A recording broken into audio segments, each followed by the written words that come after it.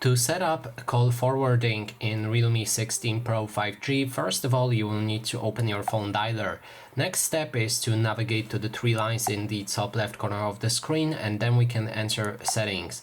Look for the options with the calling accounts, and then enter answer and not answer and end calls, operator related settings. After that, we'll be able to find call forwarding, and right here you'll find 4 different options. For each of them, when you enable that option, you'll be able to enter a number where it should forward. So for example, there's behavior for always forward, which will always forward calls to that number right here. When your phone is busy, then it can forward to other number. When you unanswer a call, then another number, and then when your phone is unreachable, it can also forward.